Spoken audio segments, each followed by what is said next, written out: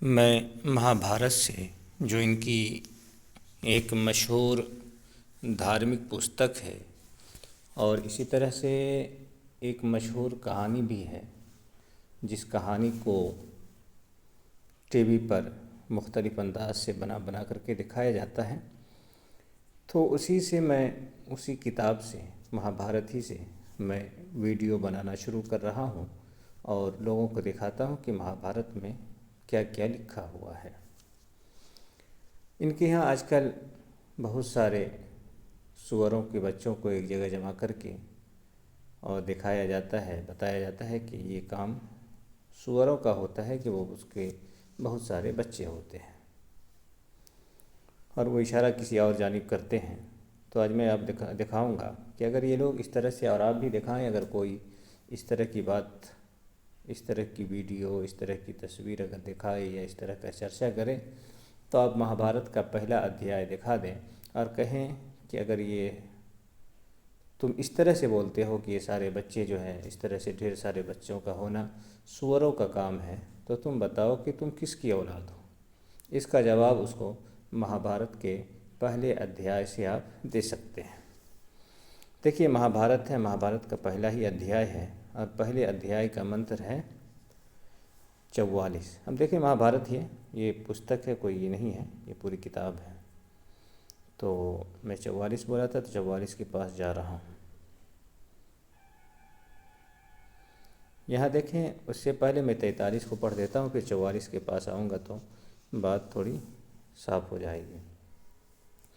यहाँ के पूर्व काल में, ये पिछले ज़माने की बात है कि दिवह पुत्र बृहत भानु चक्षु आत्मा विभासु सविता ऋचिक अर भानु अशावह तथा रवि, ये सब शब्द विवस्वान के बोधक माने गए हैं। इन सब में जो अंतिम रवि हैं वे माही पृथ्वी में गर्भ स्थान करने वाले एवं पूज्य माने गए हैं। इनके तने देवभराट हैं और देवभराट के तनियों सुभराट माने गए। तो यहाँ तक हो गया। आप देखें 44 को देख लें। यहाँ लिखा है कि सुभराट के 3 पुत्र हुए, वे सब के सब संतानवान और बहुश्रुत अनेक शास्त्रों के ज्ञाता हैं। उनके नाम इस प्रकार हैं: दश जयोति, शतजयोति और तथा सहस्त्र जयोति, ये 3 हो गए। अब यहाँ देखिए क्या लिखा है कि महात्मा दश जयोति के 10,000 पुत्र हुए, उनसे भी 10 गुने अर्थात 1,00,000 पुत्र यहाँ शत जयोति के हुए। देखें, एक आदमी को 10,000, दूसरे को 1,00,000।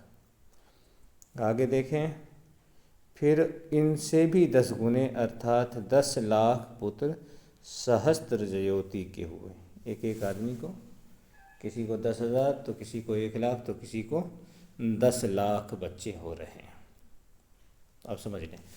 लेकिन इससे बड़ी बात आगे आ रही है। लिखा है कि उन्हीं से ये कुरु वंश, ये एक वंश को आप सिलसिला कह लें, नसब कह लें, और इनके यहाँ एक जाति कह लें। तो ये कुरुवंश, यदुवंश, भरतवंश, याति और इक्ष्वाकु के वंश तथा अन्य राज ऋषियों के सब वंश चले। प्राणियों की सृष्टि परंपरा और बहुत से वंश भी इन्हीं से प्रकट हो विस्तार को प्राप्त हुए हैं। तो आप देख लें कि अभी देश के अंदर एक बड़ी तादाद अपने आप को इनसे जोड़ती है। ये याति, इक्ष्वाकु के वंश तो खैर वो ख़त्म हो गए थे, और भी कुरु है, ये लोग मानते हैं, खुद आज के दौर में भी बहुत से मानते हैं, जबकि ये लोग ख़त्म हो चुके थे। और यहाँ देखिए क्या आगे क्या है कि भगवान वेद व्यास ने अपनी ज्ञान दृष्टि से संपूर्ण प्राणियों के निवास स्थान, धर्म, अर्थ और काम के भेद से त्रिविधि रहस्य कर्मोपासना ज्ञान रूप वेद विज्ञान सहित योग, धर्म, अर्थ और काम इन धर्म, काम और अर्थ रूप तीन पुरुषार्थों के प्रतिपादन करने वाले विविध शास्त्र लोक व्यवहार की सिद्धि के लिए आयुर्वेद, धनुर्वेद, स्थापवेद, गांधार वेद आदि लौकिक शास्त्र सब उन्हीं 10 ज्योति आदि से हुए। इस तत्व को और उनके स्वरूप को भली भांति अनुभव किया।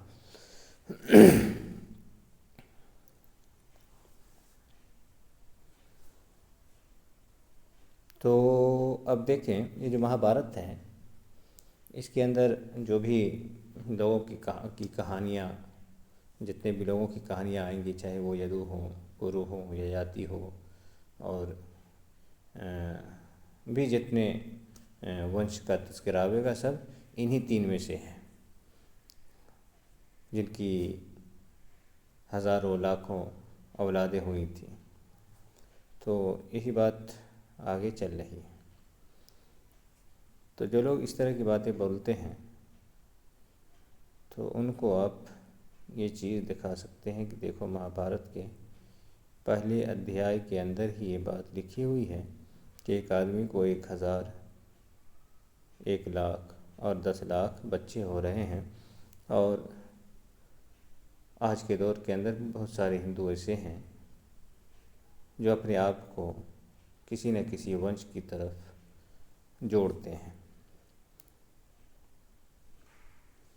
तो ये बातें हैं जो आप देख सकते हैं।